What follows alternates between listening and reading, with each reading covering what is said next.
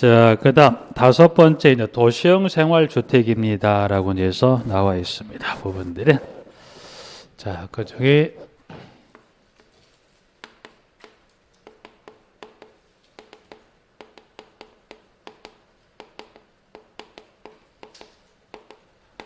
자, 도시형을 용어상 한번 살펴보듯이 일단 도시형을 생활주택은 집고대에도 세대수 규정을 제한을 시켜놨죠. 그래서 영어만 다시 한번 좀 잠깐 보고 가볼까요? 질문에 5번.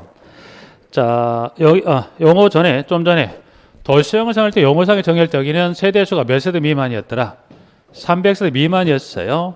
그리고 규모는 무슨 규모더라? 국민주택 규모 이하인 등에 따라서 그래서 그럼 여기는 300세대하고 미만이고 규모는 국민주택 규모 이하라고 해서 부분들은 자, 그 이하인 주택을 무슨 주택? 도시형 생활주택이라는 데에서 지문을 정리한 부분들인데 자, 그러면 도시형 생활주택을 보시면 지문에 300세대 미만의 국민주택 규모에 해당하는 주택으로서 법률 규정에 따라 어디에 건설됐습니까?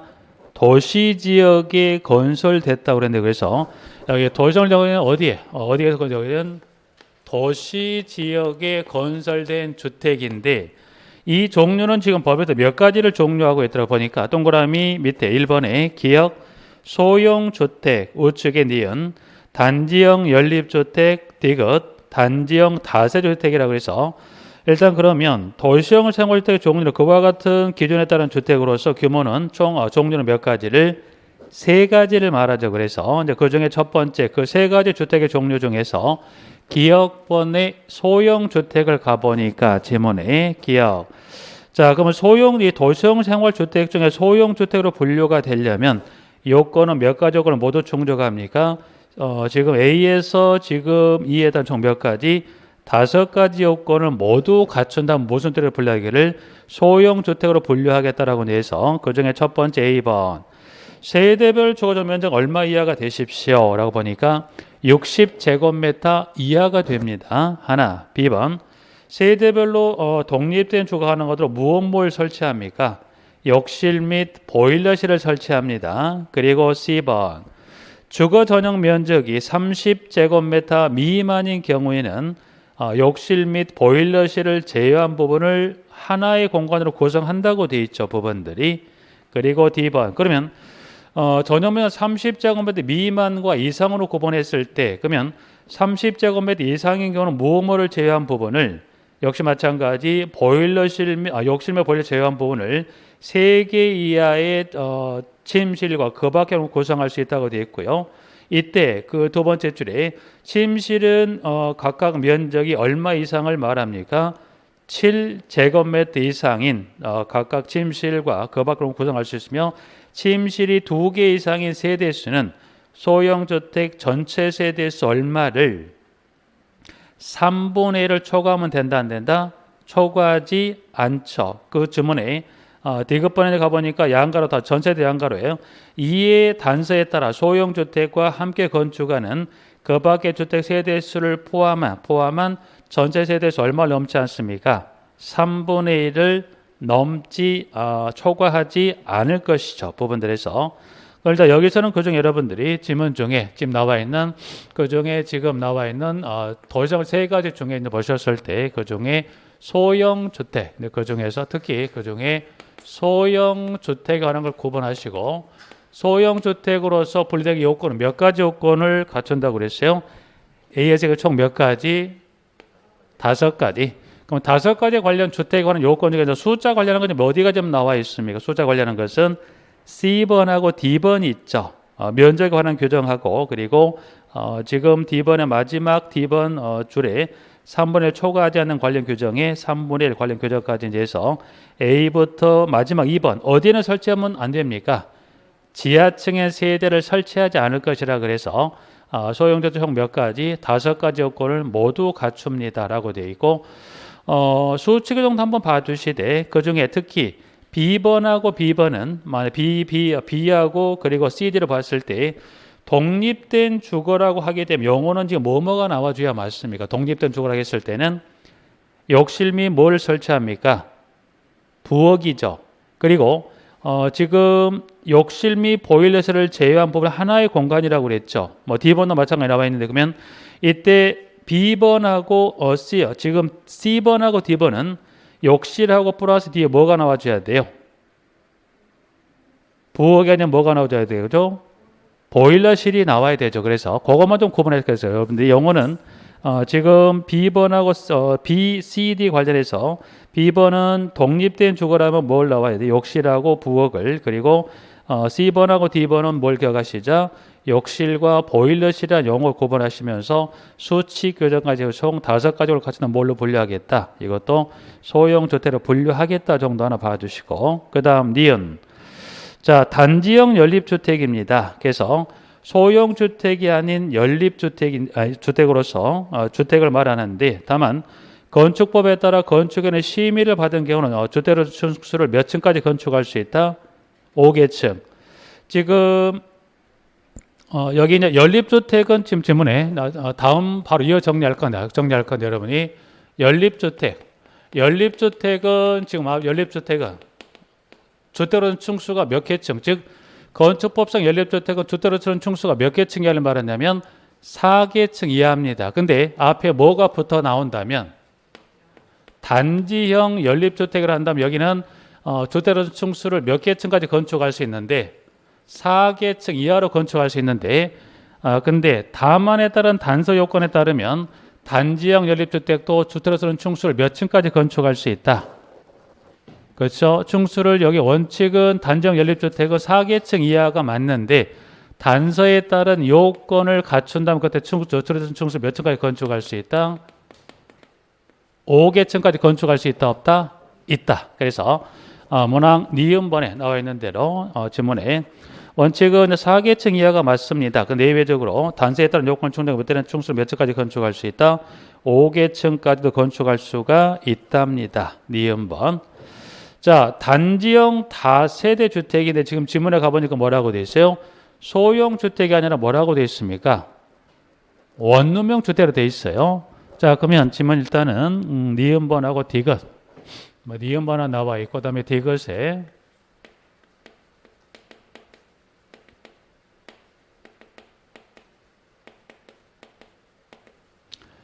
여기는 지문 중에 일단 하나 더 여기는 요거 하나 확인하고 볼게요. 여기는 지금 지문에 원룸형 주택이라고 돼 있어요. 부분들이 원룸형 주택인데 지금 니은번의 지금 주택은 원룸형 주택에는 무슨 주택에서 나와 있습니까? 소형 주택이죠. 소형 주택인데 여기는 지금 하나 용어만 하나 좀 이렇게 좀 구분을 한번 하고 갈게요. 부분들은 여기 지금 원룸형 주택에 일단 법상 현 지문은 원룸형 주택인데 이 원룸형 주택 용어 자체가 이게 뭘로 개정이 됐냐면 지금 나와 있는 소형 주택 용어가 개정이 됐어요. 근데 아직 법령상의 이 관련 주택법에 따른 이 부분을 들어가 보면 아직 여기 니은번은 소형 주택으로서 용어를 바꿔서 지금 법제처 올라와 있는데 단지형 다주택은 아직 이 용어 자체가 아직 바뀌었지 않아요. 이거는 이거를 입력하는 까지 오류가 발생하지 않나 싶어요. 부분들은. 근데 따로 바뀌자는 이유가 없어. 왜? 이 용어 자체가 뭘로 바뀌어서 이 용어로 바뀌었기 때문에 이것도 바뀌어야 되나 아마 최초 이 법이 개정이 된 부분을 입력하는 까지 오류이지 않나 싶어요. 그래서 요거는 한번 혹시 개정된다 이 용어 자체 바뀌면 다시 말씀을 드리되 여기서 말하는 원룸형은 별도가 아니라 여기서 말하는 원룸주택 어떤 무슨 주택 생각하시면 돼요. 소형 주택 같다고 생각하시면 돼요. 부분들은 이런 오류 가끔 있기는 합니다. 그래서 법상 여기는 혹시 이 부분에 수정이 된 말씀드리겠지만 그래서 여기는 원룸형 주택을 무슨 주택으로 좀 봐주시자 소형 주택으로 확인해 주시자. 그래서 자 그러면 다세주택을 말합니다. 다만 건축법에 따라 건축에는 심의를 받은 경우는 주택으로서는 층수를 몇 개층까지 건축할 수 있다? 5개층. 마찬가지 단지형 연립이나 단지형도 마찬가지죠. 층수를 4개층 이하인데 예외적인 단서에 따르면 어디도 단지형 이 단서 요건을 충족한다면 층수를 몇 층까지 건축할 수 있다? 5개층까지 뭐 할 수 있다? 건축할 수 있다 정도까지. 그래서 니은하고 디귿 요건에서 세 가지 첫 번째 소형 주택, 단지형 연립주택, 단지형 다세대주택까지 이제 하나 확인해서 1번 정리하고요. 2번. 자, 하나의 건축물. 하나란 것은 자, 이 하나의 건축물에 무슨 주택은 함께 건축할 수 없다. 이제 가서 보니까 도시형 생활주택과 그 밖의 주택을 함께 건축할 수 있다 없다? 함께 건축할 수가 없죠. 없다. 근데 2번의 단서, 이 지문에 함께 건축할 수가 없다. 없다라고 해서 없다라고 합니다. 없다라고 하는데, 근데 이어지는 지문의 단서, 다만임들에서 다만에 따른 단서입니다. 단서. 자, 그러면 단서에 따라서 다만 다음에 어느 하나에 해당하는 경우는 뭐 합니까? 예외로 한다고 그랬어요. 그러면 여기 다만의 단서에 따른 경우라면 그때는 뭐 함께 건축할 수 있다 없다? 건축할 수가 있다란 이야기 있답니다. 그럼 어떤 경우는 건축할 수 있는가냐? 그래서 두 가지 경우를 개설해 놨는데 첫 번째 기억. 소형 주택과 주거전용 면적이 85제곱미터를 초과하는 주택 1세대를 함께 건축하는 경우라고 그랬어요. 자, 그러면 지금 도시형 생활주택은 지금 여기 세대수 300 미만으로서 규모는 국민주택 규모로서 어디에 건설된다고 그랬어요? 도시지역입니다. 그러면 도시형 세대, 이 세대 주거전용 면적은 얼마 이하가 되어야 맞아요? 85 정도 이하죠. 이하인데, 근데 여기 2번에 기억번은 뭐니? 여기는 플러스, 여기는 지금 나와 있는 지문에 소형주택, 이 소형주택과 소형주택 전면 얼마를 초과한다? 플러스 85를 초과. 85제곱미터를 초과하는 초과 세대수가 몇 세대입니까? 원칙은 초과하면 안 되죠. 초과하면 안 되는데 초과 세대수가 몇 세대 한해서 한 세대 한해서는 함께 건축할 수 있다 없다? 있다. 그러면 여기서 이 한 세대는 누구의 거주 공간을 생각하시면 돼요. 소형주택의 소유자는 관리인의 거주 공간이 한 세대 한해서 얼마를 초과할 수 있다? 85를 초과하는 건 허용하겠다는 거죠. 그래서 함께 건축할 수 있다 없다? 건축할 수가 있다. 첫 번째 경우하고요. 두 번째, 자, 법률 시행령에 따른 준주거지역 또는 상업지역에서 여기는 지역에 따른 단서 요건과 같이 나와 준다면 이 부분들, 그래서 그와 같은 해당되는 지역에서 소형주택과 도시형 생활주택 외의 주택을 함께 건축하는 경우도, 그래서 지금 지문은 지금 이와 같은 대상 지역에 있던 두 가지 경우 중에 어느 하나에 해당하면 그는 함께 건축할 수 있다, 건축할 수가 있다라고 해서 기억, 니은 하나 봐주시고요. 하나 더 3번. 3번은 보니까 하나의 건축물에는 단지형 연립주택 또는 단지형 다세주택과 소형주택을 함께 건축할 수 있다 없다? 건축할 수 없다. 그러면 2번의 단서 이전에 지문하고 3번의 이 두 가지 규정에 따른 것 때는 함께 건축할 수 있다 없다? 함께 건축할 수가 없죠. 그러면 여기 지금 지문에 따라 보기는 여기 지금 여러분들이 여기서 보신 대로 여기는 함께 건축할 수 있다 없다? 건축할 수가 없는 경우도 있지만 함께 건축할 수 있는 규정. 없는 규정은 몇 가지 있어요? 두 가지죠. 있는 규정도 몇 가지요?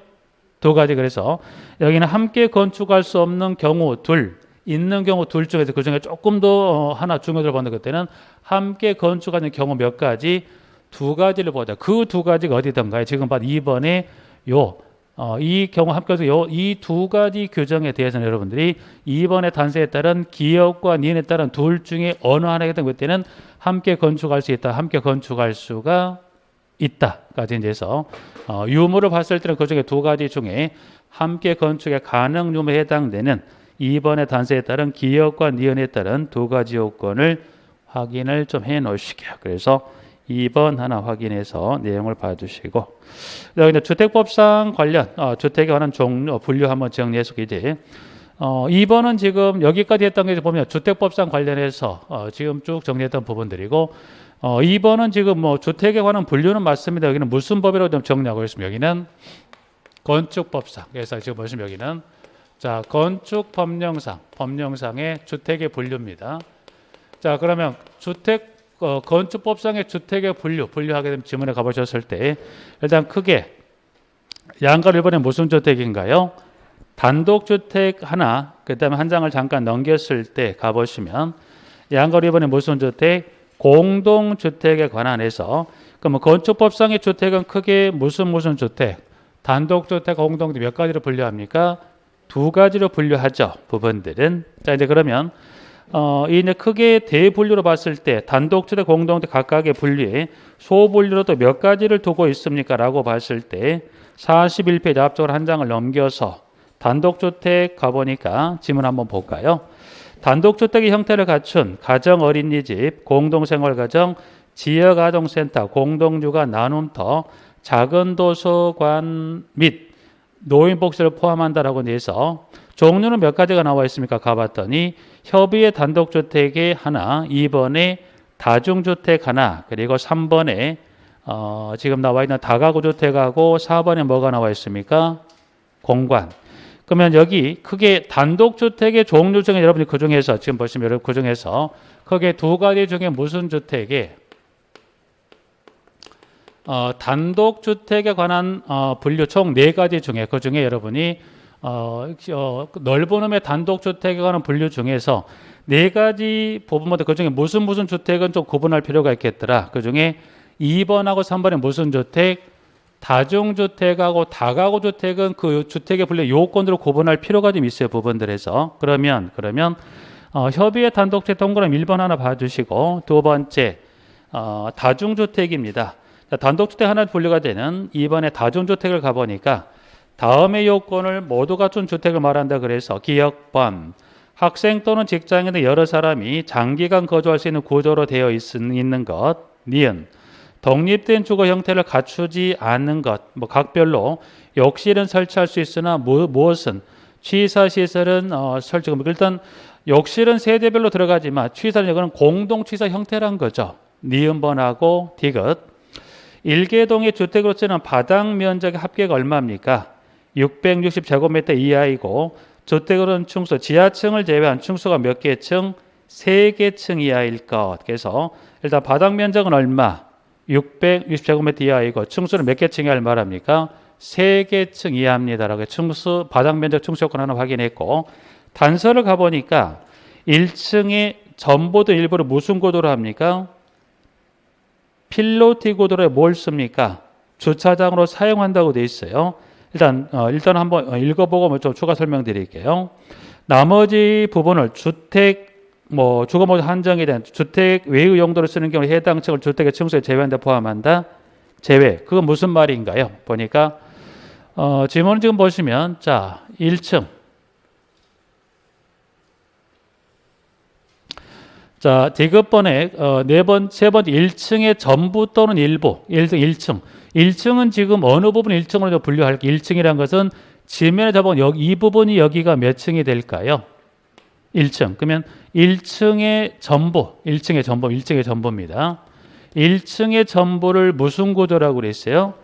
필로티 구조. 그럼 여러분이 필로티 구조는 어떤 구조를 말합니까? 이 건물을 뭘로 들어올린 거 말하죠? 기둥이나 내력벽으로 들어올린 구조죠. 그럼 1층의 전부예요. 그럼 1층의 전부를 예를 들어서 기둥으로 들어올렸습니다. 이게 무슨 구조? 여기를 필로티 구조. 1층의 전부를 무슨 구조? 여기를 필로티 구조로 했고요. 1층의 전부라고 전부요. 전부. 여기를 무슨 용도로 썼다? 주차장이죠. 그럼 1층의 전부를 필로티 구조로 주차장으로 썼다면 1층 이 부분은 주택의 층수에 제외한다 포함한다. 여기가 1층이 아니란 거죠. 그럼 주택의 층수를 산정할 때는 어디서부터 1층을 산정하겠다는 거죠. 물리적인 층수가 되는 여기 2층, 여기가 몇 층이 되는 거예요. 여기가 1층이 되겠다는 그 부분들은 자 1층에 전부를 쓸 수도 있지만 1층에 일부를 쓸 수 있다고 그랬죠. 그러면 1층에 전부도 있지만 1층 일부, 예를 들어서 1층의 일부입니다. 예를 들어서 1층의 일부. 1층의 일부를 이와 같이 필로티 구조 1층 일부를 썼고요. 그럼 나머지 그러면 이 부분을 정리했다면 나머지 부분이 있죠. 그럼 나머지 여기는 지금 볼까요? 나머지 이제 부분 밑에 두 번째 나머지 부분은 무슨 용도로 무슨 주택 외의 용도입니다. 이제 주거목적 한정의 주택 외의 용도라 그럼 여기 이 부분을 주택 외에 주택 외의 용도로 썼다는 주택 외의 용도로 썼다는 겁니다. 그래서 여기를 주차장으로 쓰고 나머지 이걸 주택 외의 용도로 썼다면 여기도 마찬가지 이 부분을 주택의 층수에 산정한다 안 한다? 안 하겠다는 거예요. 그럼 여기도 어디부터 층수 산정하겠다?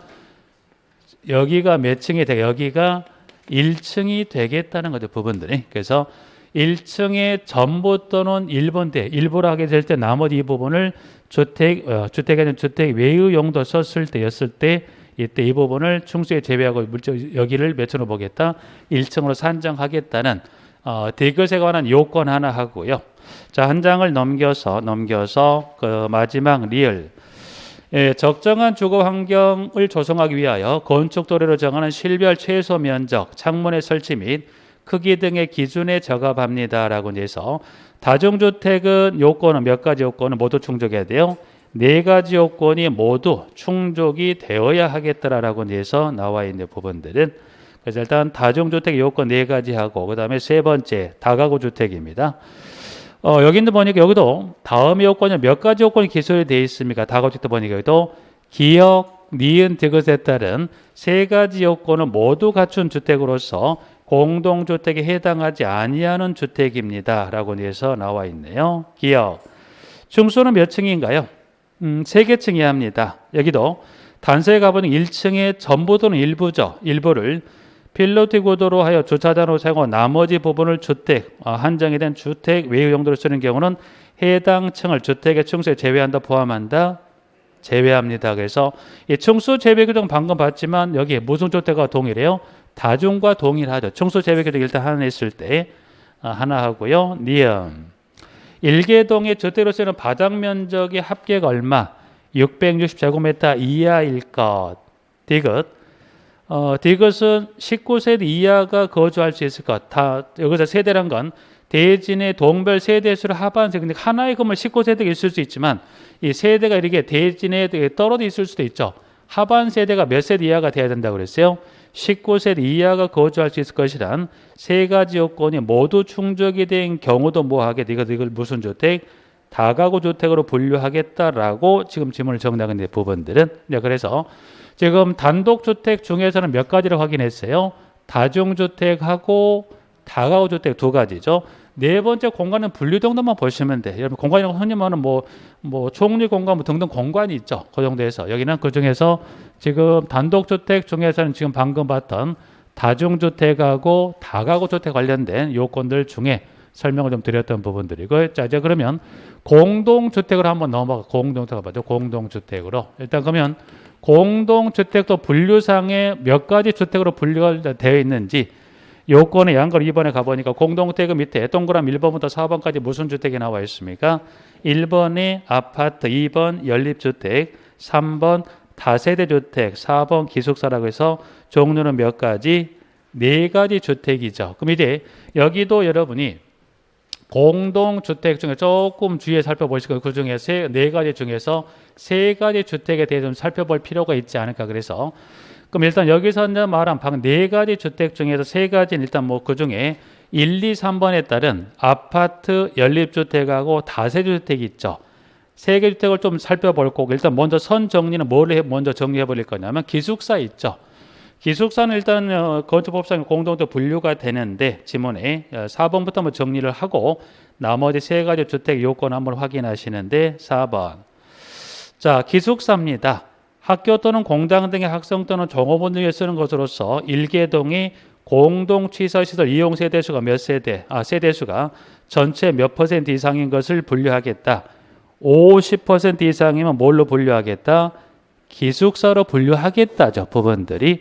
양가로 뭐 포함한다 봐주셔서 여러분들이 기숙사 하시게 되면 여러분들이 뭐 먼저 기억하실 때는 퍼센트 얼마만 기억하시자 50% 기억하시면 될 부분들은 자 이제 그러면 나머지 3가지 중에 3가지 관련해서 아파트, 연립주택, 기숙사를 살펴볼 건데 자 그 중에 여기 밑에서부터 한번 올라가 볼까요? 그럼 세 번째 뭐가 나와 있어요?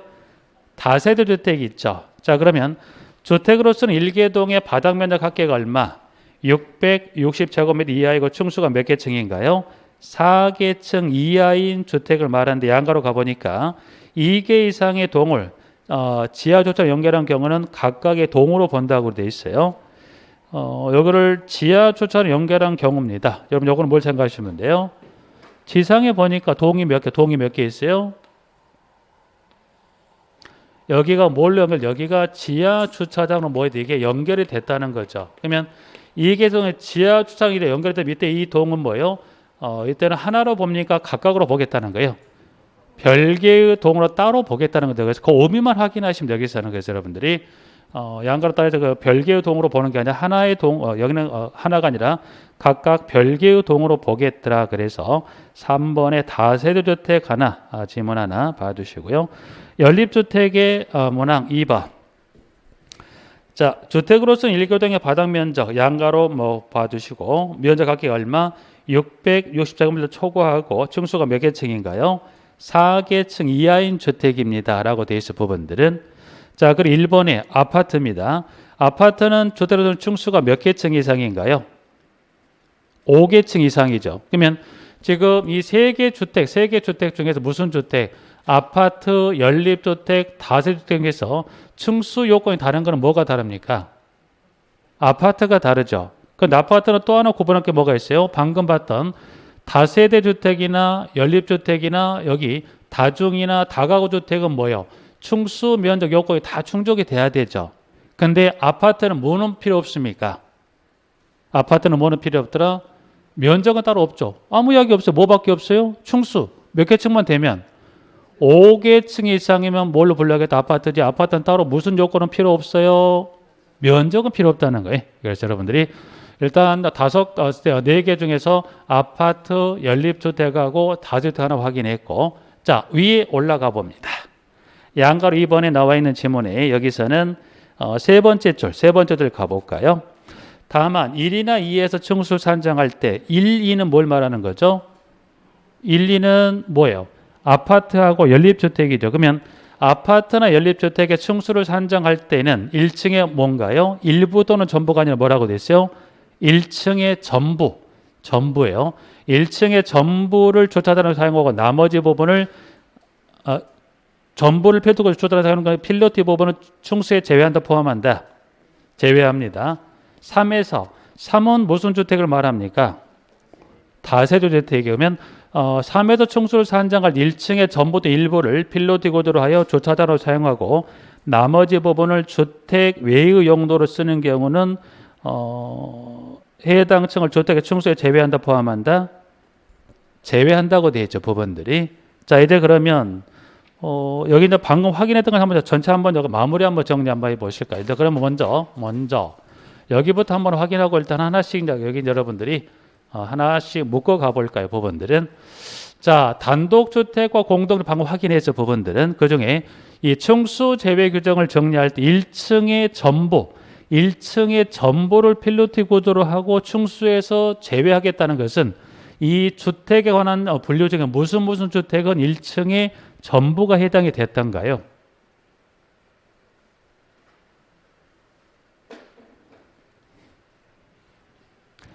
1층의 전부라는 단서 요건이면 이 지금 주택 중에서 다중, 다가구, 아파트, 연립, 다주택 5가지 주택 중 1층의 전부를 전용했습니다. 전부를 이 구조로 전용했을 때는 무슨 주택에 해당이 되는 거예요?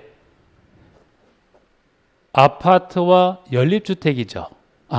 아파트 연립주택이죠.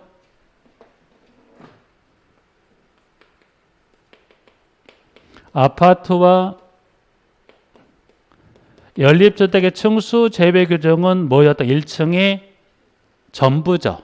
그럼 층수 제외 규정만 묶어봤을 때 이 5가지 주택 무슨 주택이 층수적인 동일하다는 거죠?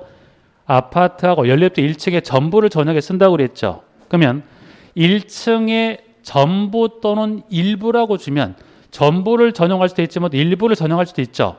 그럼 1층의 전부 또는 일부를 준다면 그때 무슨 주택이 나와줘야 돼요? 여기서 보죠. 여기로 나가시면 이 중 1층의 전부입니다. 전부는 무슨 주택을 묶어버리면 돼요? 아파트하고 연립주택을 묶어서 층수 규정이 동일하죠. 그러면 자, 1층의 전부를 전용할 수도 있지만 1층의 일부를 전용할 수도 있죠. 라고 주면 이때는 주택이 무슨 주택이 나와줘야 돼요?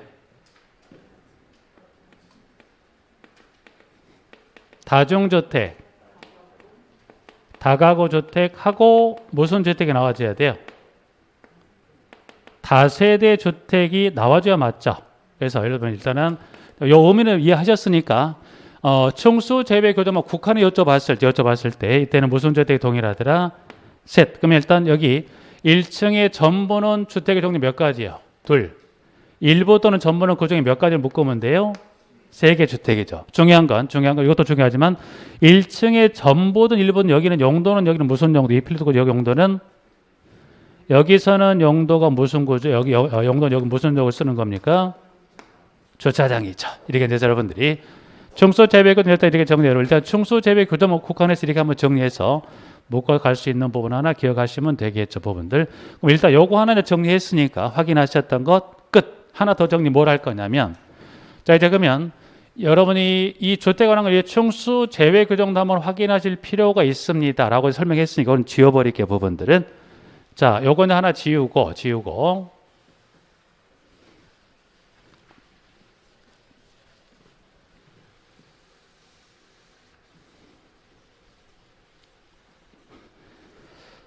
자 여기서는 하나 여러분들 구분을 하실 게 또 뭐가 있습니까? 라고 봤을 때 잠깐 설명을 일단 그러면 자 여기 있는 보시면 요 세 가지 관련 주택 중에 보시면 일단 여기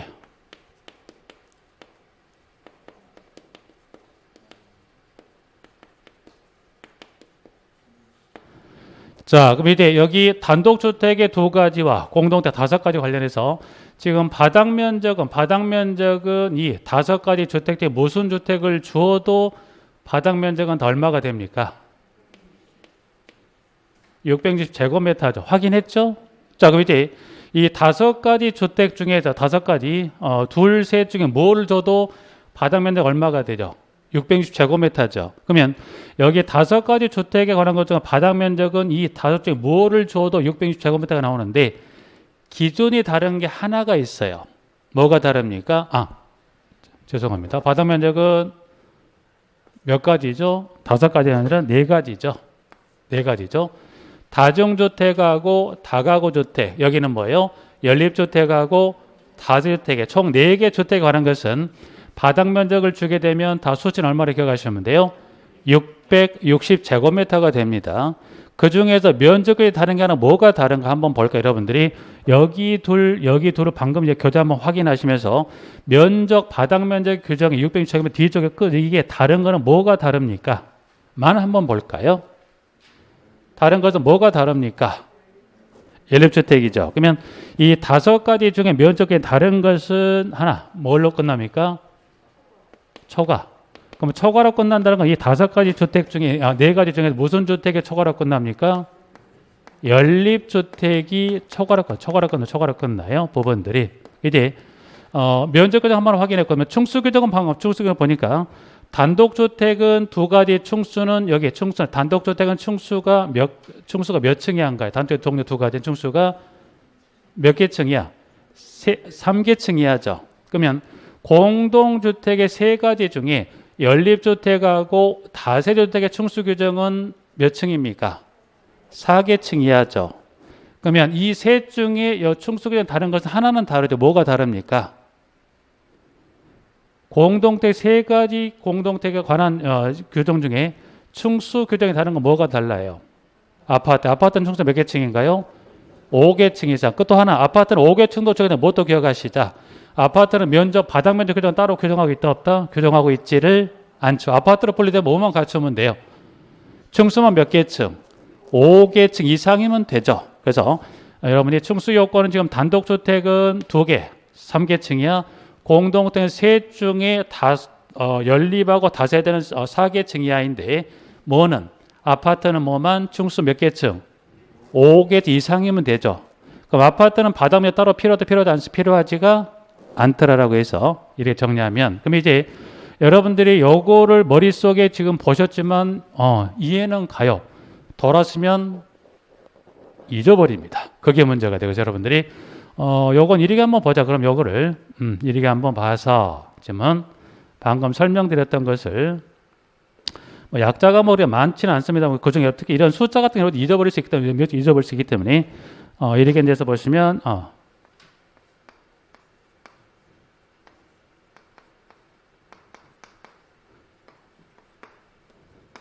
이거는 무슨 말일까요?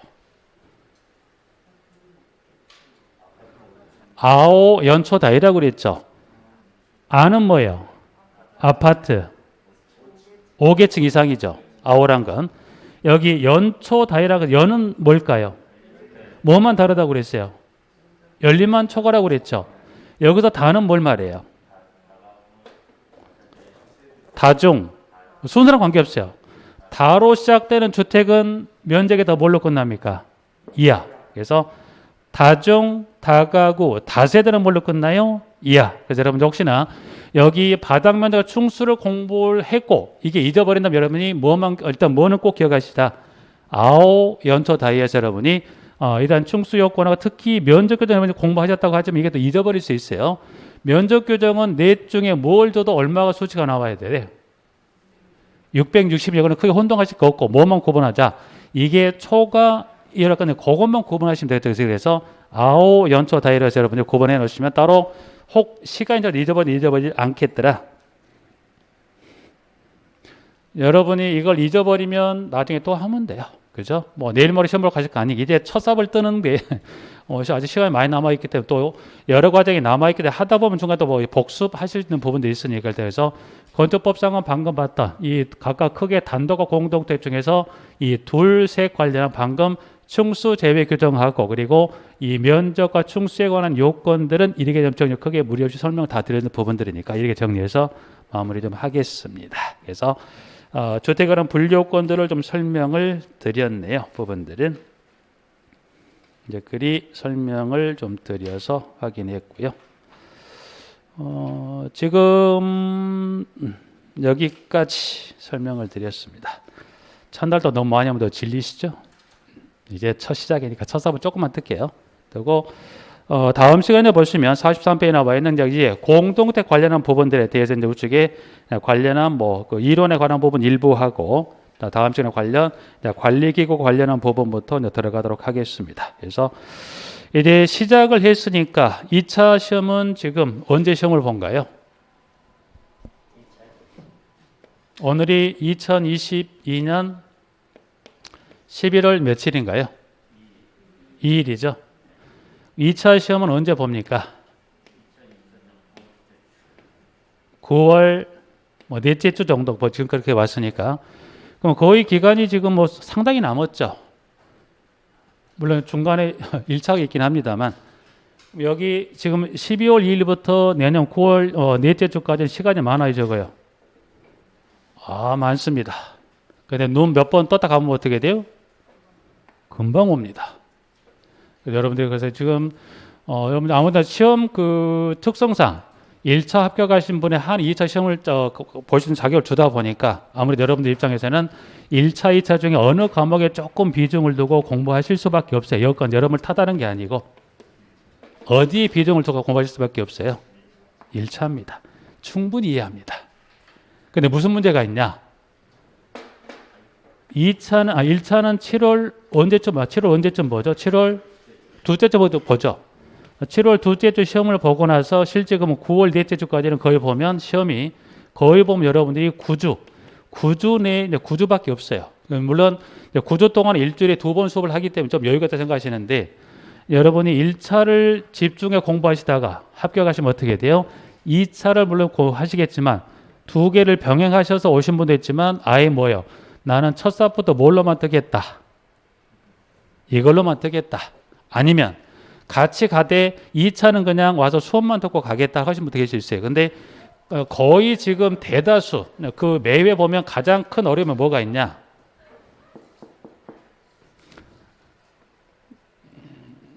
1, 2차가 구분 시행돼서 매년 여쭤보는 가장 공통적 1등 지문이 뭡니까? 뭘 여쭤봐요?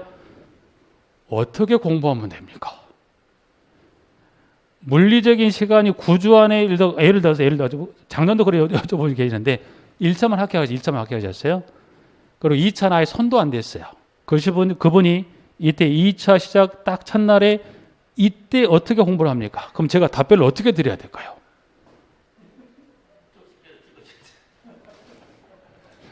쪽집게로 찝을 것 같으면 나오실 필요 없어요. 푹 쉬시다가 이틀 전에 나와 찍어 드릴게요. 대신 합격은 보장 못 합니다. 농담이죠. 내가 왜 그걸 말씀드리냐면 지금 여러분 1차는 공부를 좀 해오셨잖아요. 조금 일부 많이 안 치면 여러분 해오셨지만 2차는 제가 뭘 이걸 왜 말씀드리냐면 2차는 여러분 손에 놓지 마시라는 거예요. 손에 놓지 마시고 여러분 1차는 뭐 복습을 하시되 2차는 복습까지 아니더라도 여러분들이 2차는 실무든 법규든 일단 출석을 하셔가지고 수업을 빠지지 않고 여러분이 앉아서 귀만 열어놓는 것도 어떻게 돼요? 공부잖아요. 근데 여러분이 그 귀를 열어놓고 2차 구주 수업을 들으신 거랑 아예 닫아버린 상태에서 구주 들으면 큰 차이가 있어요. 분명히. 이기 때문에 여러분들이 가능해 꼭 여러분들이 2차까지 한번 동작 합격하시 원하신다고 한다면 지금 첫 시작인 11월 2일부터 해서 여러분이 1차 공부를 하시고 여기까지 해서 여러분이 해서 2차들은 꼭 같이 병행 수업을 하시되 복습하시라는 말씀은 실무는 말씀 안 드려요. 실무는 여러분들이 참석을 하셔가지고 귀를 열어놓고 이렇게 그냥 보고 잊어버리다. 나중에 기억은 요거는 기억나요? 안 나요? 안 나고 뭐만 기억나요? 이것만 기억나요. 그러더라도 여러분이 기만으로 수업을 들으신 거 하고 들으시고 2차 반의 시작을 하는 거랑 아예 귀를 닫아놓고 시작한 거랑 차이가 있다 없다. 그때 보자 아주 큰 차이입니다. 차이기 때문에 여러분들이 그래서 조금 시간 여러분 조금 타이트하게 분류하시면 2차까지 충분히라기보다 여러분 2차까지 좀 시간표를 좀 조금 짜시면 2차 병행 수업 복습반 여러분이 빠지지 않고 수업하는 큰 무리에 들으실 수 있어요. 꼭 그 지금 했던 마음 그대로 쭉 해서 어디까지 와줘야 돼요? 1차 시험 보고 2차까지 오셔야 돼.